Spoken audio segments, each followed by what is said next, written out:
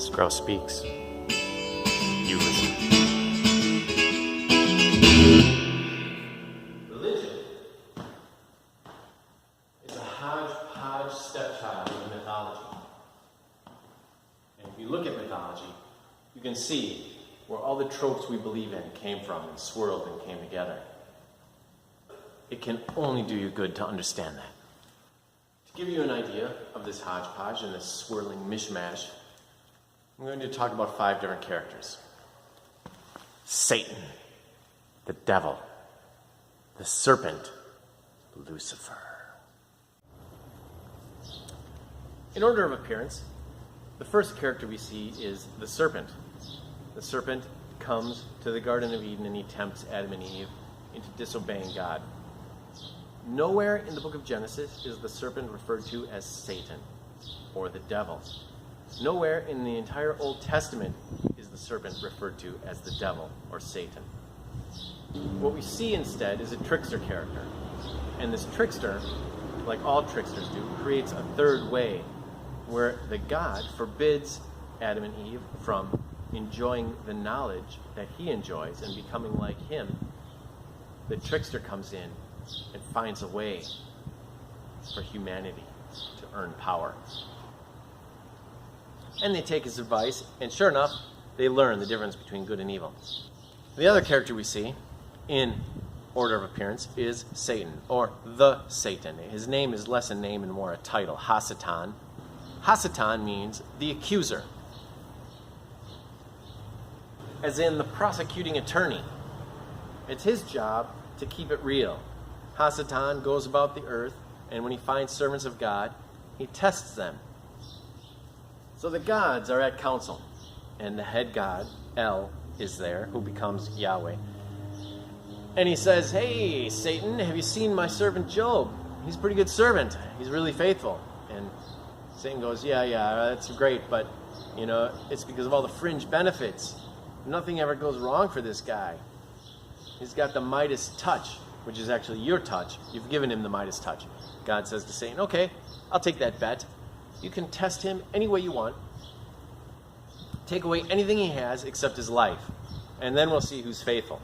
Sure enough, the Satan does this under the orders of God. And Job loses all his wealth, all his cattle. He loses his home. He loses all of his children. And he loses his health. He's covered with boils and he's sick. And he's sitting outside his house, scraping his boils with broken pots. And his wife comes out to nag him. He didn't lose his wife.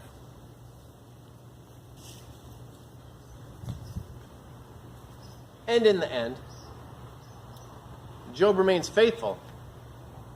He passes the test. And God comes to speak to him face to face out of the whirlwind.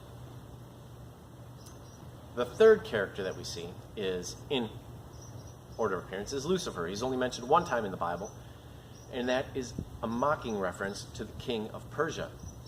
It's in the book of Isaiah, and the prophet says, "You son of the morning." He calls the king of Persia the son of the morning, Lucifer. Lucifer means light bearer. Venus, the star of the morning, rises, and it's the brightest thing in the sky until morning comes. It's also called son of the morning. Lucifer is also called son of the morning because he tries to usurp the sky, but he can't because as soon as morning comes, he's obliterated and has to go spend some time in the underworld. That's Lucifer, light bearer. Brightest thing in the sky until the actual sun appears. Well, morning.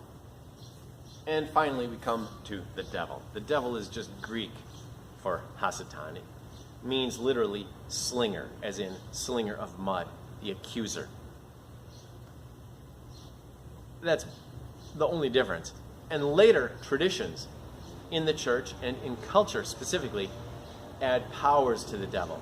He gets confused with Beelzebub in a very famous passage where the Pharisees say to Jesus, "All your power comes from Beelzebub." Beelzebub is the prince of demons, the king of the demons, actually. And Jesus responds very strangely. Jesus says, "Can the devil cast out the devil? I'd be working against myself if that was the case." The devil the Satan, is one character. Beelzebub is a completely other character from a whole nother set of mythology, and is in fact two characters combined. Mythology is always combining characters and gods and putting them together and mashing them up. Beelzebub, prince of darkness, prince of the demons, Satan, the accuser.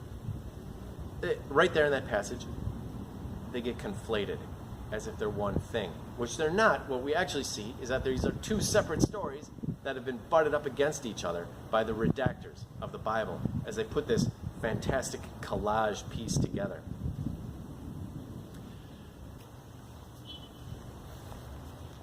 And there they are, all four characters.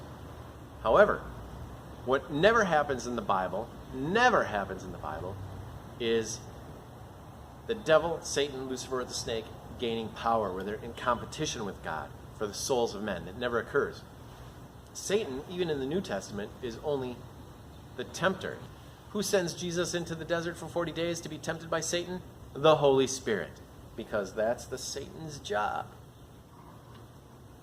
And Jesus passes the test, and he exits the desert with power and authority.